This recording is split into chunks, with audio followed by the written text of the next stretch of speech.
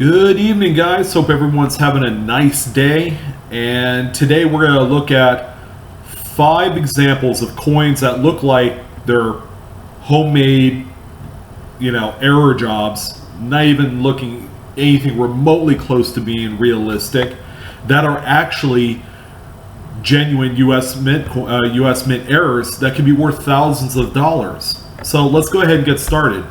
The first coin that you see here before you looks like it was pressed together with another coin, a penny and a dime, but in reality it's a penny that was overstruck onto a dime that's already been struck.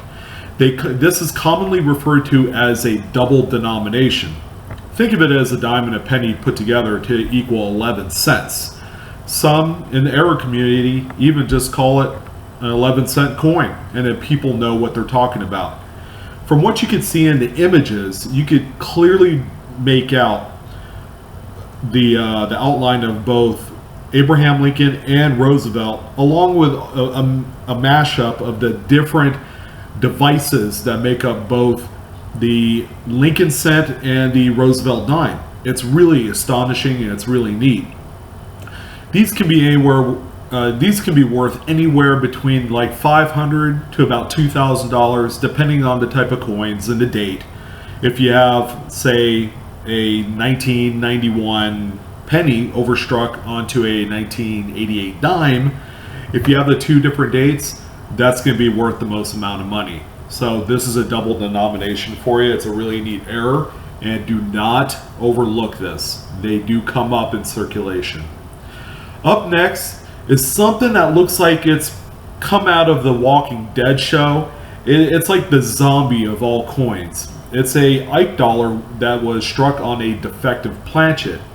So much so that the actual piece looks like it had fallen off to where it exposed the copper core.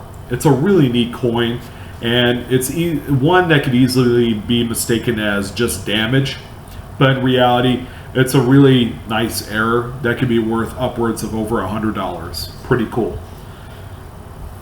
Up next, we're going to look at this one is kind of like a combo error, but in any event, this one is a double struck coin, and it's a nickel, so it's double struck. You can see the doubling, the 2 strikes of the devices on there, and it's also a die adjustment strike. That's why it has such a weak strike to it. It looks almost like a blob on there, but the die adjustment strike is when the press operators are testing out the pressure of the dies. So when they strike the coin, it has to be the right amount of pressure to be able to show the impression of both the obverse, which is the front of the coin, and the reverse of the coin. So they'll try different pressures. The lightest pressures is what they give it the image that you see here.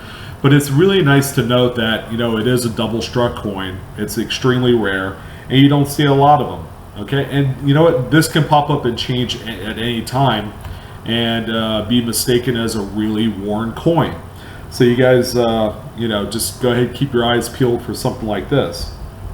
All right, the next coin that we're going to talk about is a penny that was struck on dime stock. So it looks like a regular penny, but you know how you come across a penny sometimes that it's got like a silvery look to it.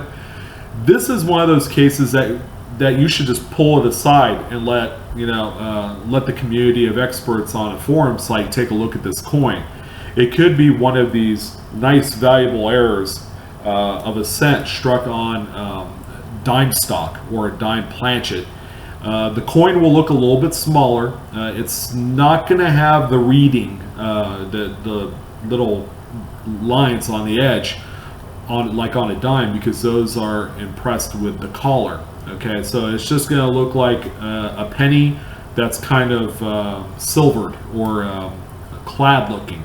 So that's going to be our 4th error, and one that's easily mistaken and thrown back into the pile of pennies because it looks like it's fake. So the final error that we're going to look at that could really easily be mistaken as just something that's homemade is this nickel that was not only double struck, you could see the extra impression of the devices on the coin, but it was also struck on a cent stock, a copper planchet. It is 1980, so it's going to be a copper planchet. It's going to weigh 3.11 grams. But this looks like something that, you know, maybe could be made in the garage. You know, you stick a penny and a nickel in a vise and you squeeze them really hard together, and you never know, it makes two impressions. But it's really easy to pass up because of that prospect of it being fake. So definitely something to keep your eye out on. This coin here is worth the most out of the whole group, and I would say this is the type of coin that could easily sell upwards of $2,500 to $3,000 because it's got two really recognizable errors on there. But they're all very valuable. Okay, the cheapest, of course, is the defective planchet out of the five. That's right around $100 to $200. But most of them are going to be in that $500 to $1,500 range. So if you guys are out searching pocket change or your piggy bank or just basically coin roll hunting, keep an eye out on these errors. They're fantastic, and you know what? They're not what you think they are. They could be the real deal. If you do come across a coin that you think might be one of these or maybe something else, again, I urge you to join a site like cointalk.com or coincommunity.com. Post clear pictures on there and show everybody what you found. You're going to get a varying degree of opinions. They'll tell you what you have. There's a lot of professionals on there. We know what we're talking about. But if you like the video, you like the content, please do hit the like button and feel free to share it. This is really great content for a fellow coin roll hunter or pocket change searcher. There's treasure to be found out there, guys, worth hundreds of thousands of dollars, and it's just going to be a matter of looking down and seeing what you got. So with all that, I'm your host, Blue Ridge Silverhound. You guys have a fantastic evening, and I'll see you on the next one.